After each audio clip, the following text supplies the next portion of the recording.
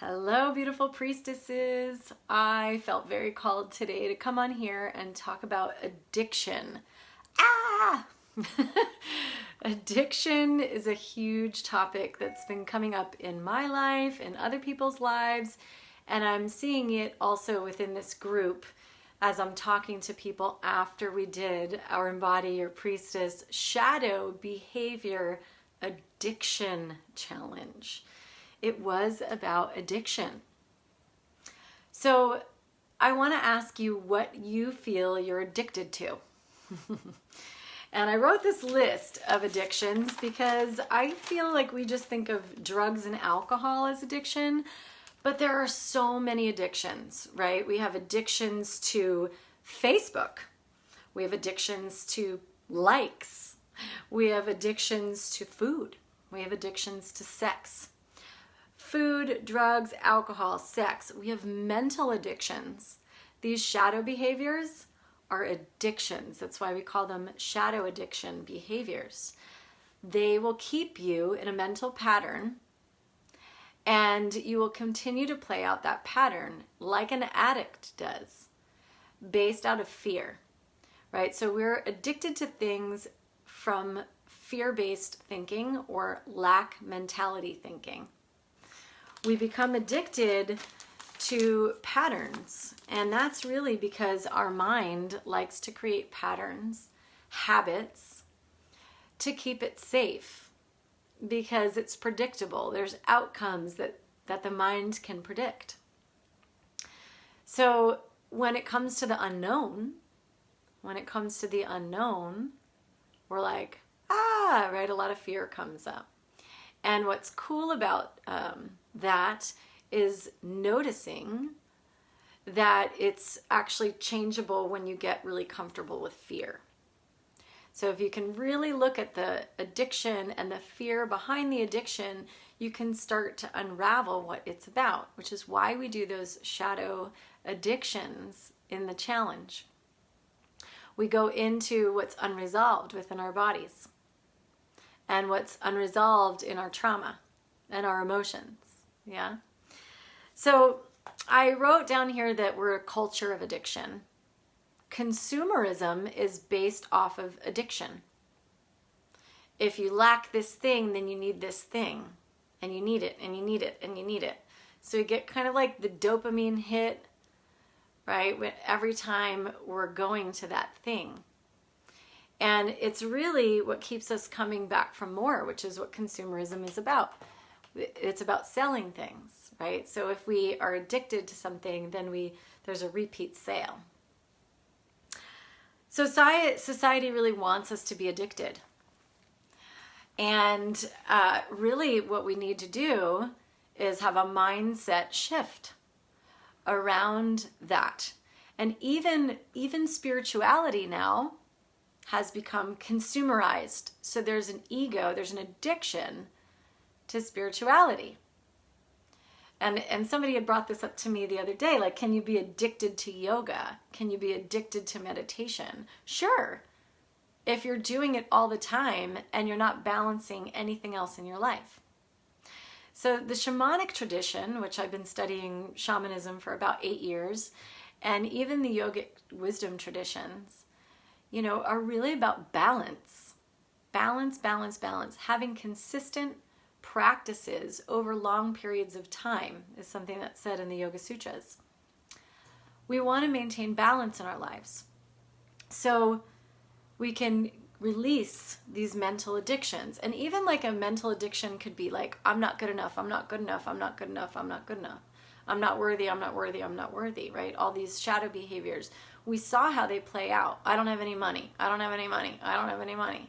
Oh, I don't have time to do anything. I'm working all the time. I have to work. So we get into these habits and frames of mind that become addictions.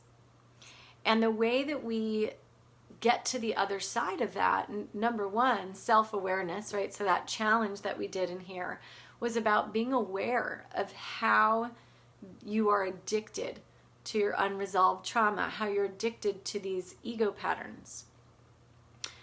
How do we get over it? Well, we look at it. Number one, we have to become self-aware, right? We have to do some processing to see the awareness.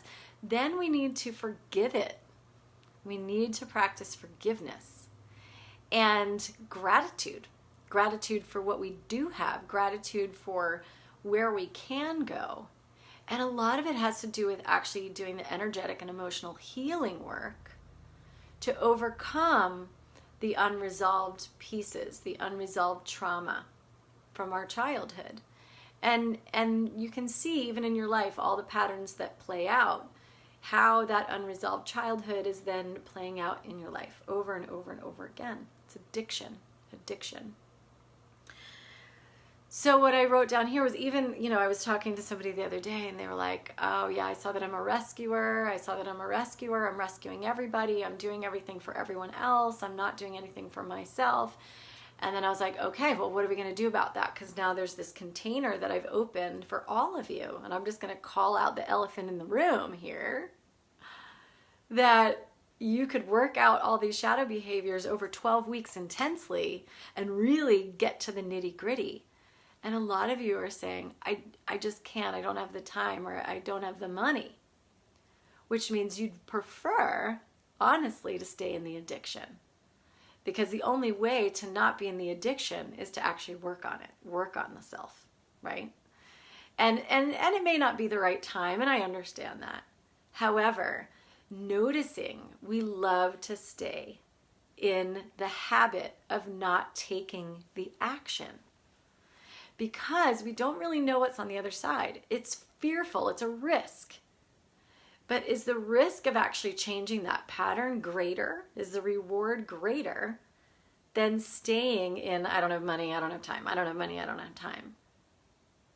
And I do this as a mother. I see how I do that with my son around time. I don't have time for this, I'm too busy, I gotta do this, I gotta do this. Working is an addiction. This is something that I've always been working on in my life, creating balance. So like I said, the shamanic viewpoint is to create balance. The yogic viewpoint is to create balance. The Buddhic path is the middle path. Ancient wisdom traditions. So where are we out of balance? When we do work in Unleash the Priestess, we talk about balance the entire time. How do we create disciplined practices daily that balance the rest of our lives through the categories of health, wellness, relationships, career, money, visioning, creativity, fun, and play? All of these things need to be reviewed so that you can see how your pattern is knocking you out of different areas in your life. We want to overcome the addiction so that we can be in balance. And that is primary to any healing, is to look at the addiction, to forgive it, practice forgiveness, practice gratitude, and then have accountability, responsibility, and consistent, disciplined practices over time. That is a yogic, time-tested principle. And if we're not doing that, then those 4 addictive shadow behaviors are really running the show. You're either a victim, or you're not getting your needs met as the martyr, or your desires met, or you're blaming life and circumstances like money, time, and family, or you're rescuing everybody else instead of paying attention to yourself. So I'll just bring that to the surface to ask all of you who are in that challenge, and any of you who even weren't in the challenge, what are you addicted to? And when will you take action or ask for support if you don't know how to take action to create change in your life? Because really it's up to you to actually create the change. It is not outside of you. Everything's inside of you. So if I have money problems, that's inside of me. That's a block to the flow of energy and abundance. There's something missing there. There's something missing there. If I don't have time, there's a block. What's happening around me is also a result of what it feels like internally. because we all have the same amount of time technically, but some people feel like they have all the time in the world and some people feel like they have no time ever.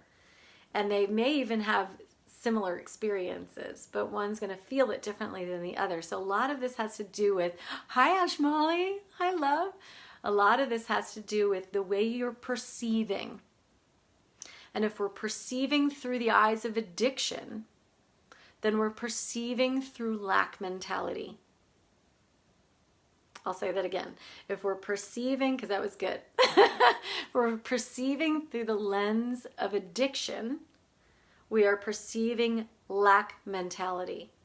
Like there's something wrong with me, let me fill it.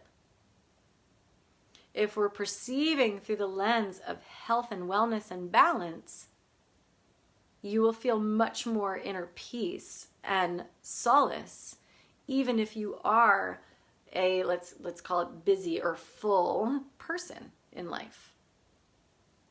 And so one is more positively skewed and one is more negatively or challenged or resistant. And look, no judgment either way. You can live your life in resistance. Maybe that's just the way that you learn, and that's okay. And you can also live your life in flow and alignment and have a different experience. So it's really up to you. I say all this again because we just came out of the addiction shadow behaviors. Some people just joined, and I'd love for you to go back and watch this video if you just joined and tell me below this video, what do you feel you're still addicted to? And if you don't know how to get through that addiction, then it's time to ask for support or to have a conversation, right? Or to do some healing work.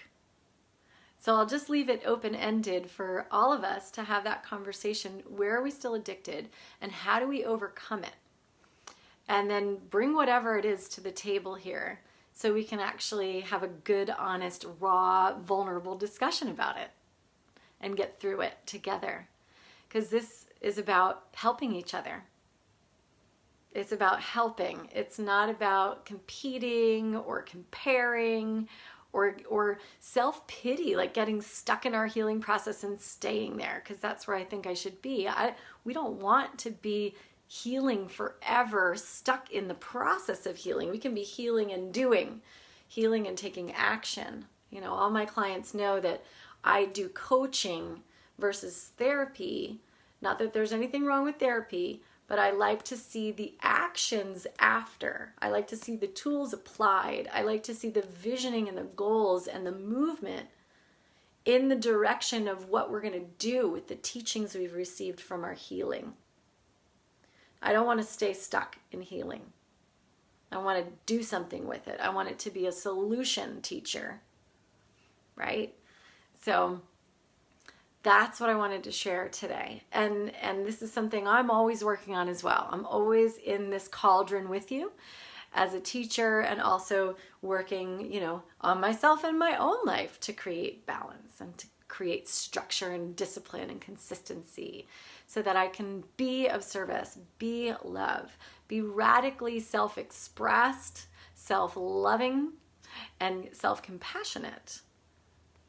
And that way I can love more unconditionally in the world and serve from that place of the well runneth over.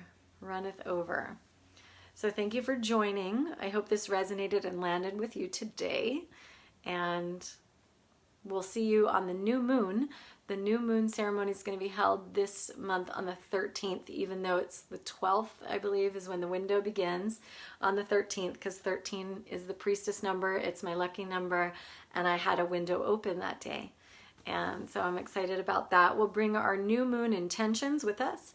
I'd love for us to share them so they can be witnessed and heard. Many of you did a lot of processing, I'm sure, between the solstice and this first of the year. And it would be great to hear what some of those intentions are and share them so that we can collaborate and help each other manifest them into form. And I find that to be a really powerful practice. Some light language transmission, maybe another healing process. We'll see how much time we have but really to be witnessed, to be heard, to be seen, to be loved in the collective under the new moon. It will be powerful, especially since it's the first one of this year. So I'll see you soon. Lots of love. Please start a conversation below.